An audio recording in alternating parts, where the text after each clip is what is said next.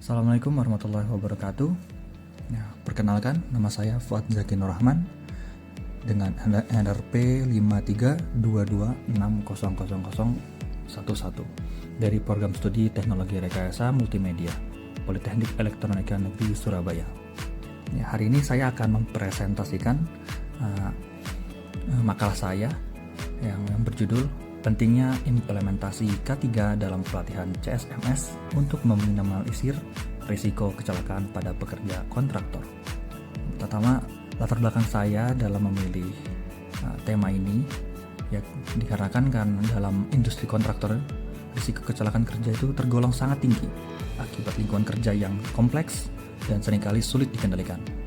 Untuk melindungi pekerja dari risiko ini, maka diperlukan diterapkannya CSMS atau Contractor Safety Management System, yaitu sistem manajemen keselamatan yang melibatkan pelatihan dan prosedur K3 atau keselamatan dan kesehatan kerja.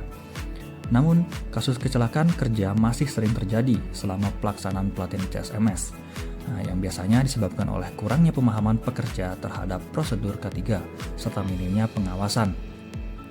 Presentasi ini bertujuan untuk mengkaji pentingnya penerapan standar K3 dalam CSMS training sebagai upaya untuk menurunkan angka kecelakaan kerja selama proses pelatihan.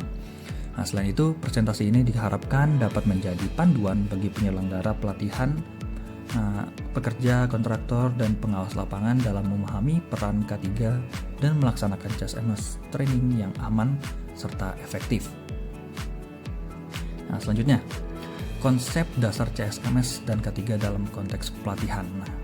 Di sini CSMS sendiri itu yang sudah dijelaskan tadi itu sistem manajemen yang diterapkan untuk memastikan keselamatan kerja bagi kontraktor. Di CSMS training ini pelatihan K3 tentu sangat penting ya. Karena tentunya akan memberikan pemahaman kepada pekerja tentang pentingnya standar keselamatan kerja. Penerapan K3 dalam CSMS itu meliputi langkah-langkah dasar seperti identifikasi bahaya, penggunaan alat pelindung diri atau APD, dan prosedur keselamatan yang ketat. Dari regulasi K3 di Indonesia terkait CSMS itu ada beberapa. Saya mengambil 3 contohnya itu dari Undang-Undang Dasar Nomor 1 Tahun 1970 tentang keselamatan kerja, yang membahas tentang pentingnya upaya preventif untuk melindungi pekerja dari risiko kecelakaan kerja dengan memastikan lingkungan kerja yang aman dan prosedur keselamatan yang jelas. Yang kedua, saya mengambil dari Permenaker nomor 5 tahun 1996 yang membahas tentang sistem manajemen K3.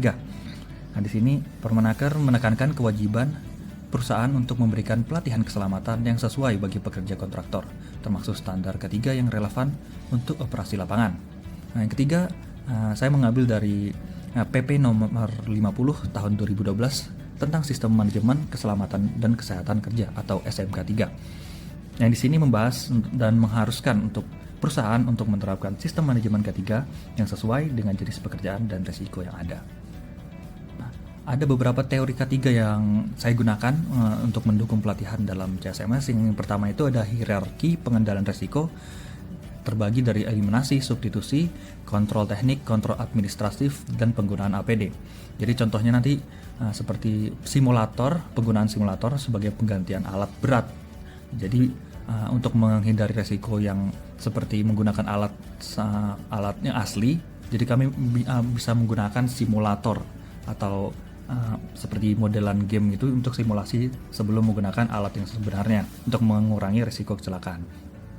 Yang kedua adalah teori domino Heinrich, yaitu teori terdiri dari penyebab dan akibat ya, untuk menghentikan dan mencegah faktor. Misalnya seperti pelatihan K3 yang baik dapat mencegah risiko di lapangan. Jadi dimulai dari risiko yang paling kecil hingga risiko yang paling besar. Oke, selanjutnya ada Behavior Based Safety atau BBS, yang di sini menekankan perubahan perilaku pekerja menjadi lebih aman melalui pelatihan, penguatan positif, dan supervising, sehingga pekerja lebih sadar akan pentingnya tindakan pencegahan. Selanjutnya, jadi di sini bisa dilihat bahwa pada tahun 2016 itu total klaim kecelakaan kerja itu sudah mencapai 101.367. Sedangkan klaim kematian sudah mencapai 21.996.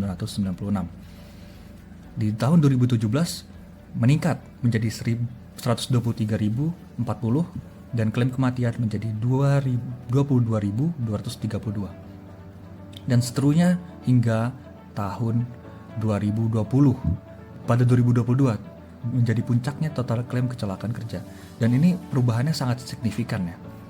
Nah, dari data ini bisa diartikan bahwa pemahaman pekerja dalam K3 di CSMS training itu masih kurang, dan di sini memberikan sangat fatal akibatnya dan membawa risiko yang tinggi bagi para pekerja di sana. Nah, di sini saya mengambil datanya dari BPJS Ketenagakerjaan. Nah, dari data tadi kita bisa menganalisa beberapanya di sini adalah dari 2016 hingga 2022. Nah, klaim kecelakaan kerja itu meningkat drastis dari 101.367 kasus menjadi 297.725 kasus. Ya, ini menunjukkan peningkatan 3 kali lipat dalam 7 tahun, mengindikasikan risiko kecelakaan yang tinggi di tempat kerja.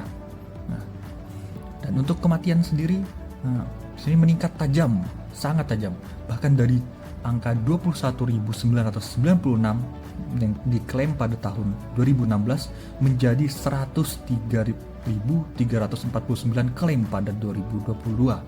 Nah, terutama pada 2021-2022 ini yang sangat tinggi ya lonjakannya.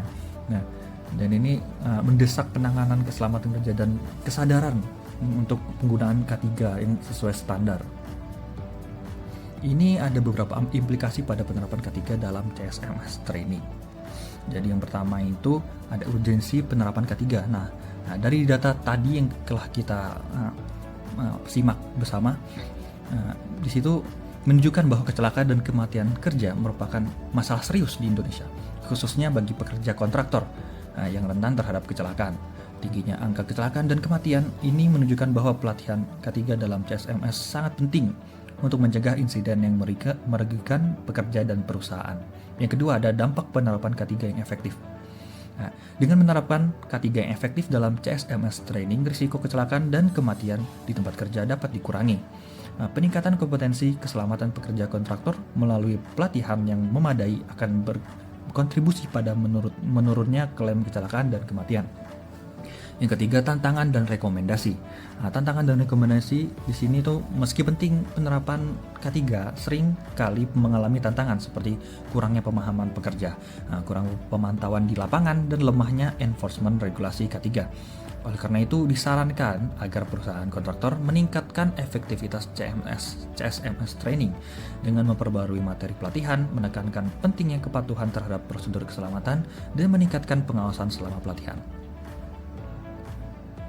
Ya, jadi dari pembahasan yang sudah kita cermati dari presentasi kali ini, bisa disimpulkan bahwa penerapan K3 yang tepat dalam CSMS training itu memiliki peran penting dalam mengurangi risiko kecelakaan selama pelatihan dan meningkatkan keselamatan para pekerja kontraktor. Nah, pemahaman mendalam terhadap regulasi K3 serta implementasi teori keselamatan yang benar dapat menciptakan lingkungan kerja yang lebih aman.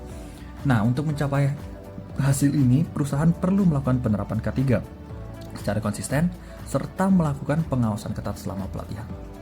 Agar efektivitas CSMS training semakin meningkat, disarankan bagi pekerja dan pengelola pelatihan untuk memperkuat pemahaman terhadap standar K3 melalui pelatihan yang berkelanjutan.